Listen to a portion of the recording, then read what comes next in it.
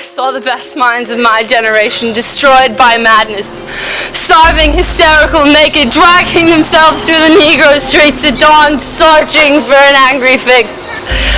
Angel-headed hipsters burning for the ancient heavenly connection and the starry dynamo and the machinery of night.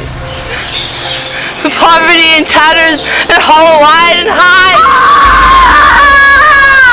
Sat up smoking in the supernatural darkness of cold water flats, floating across the tops of buildings, contemplating jazz, who bared their brains Muhammad under the L.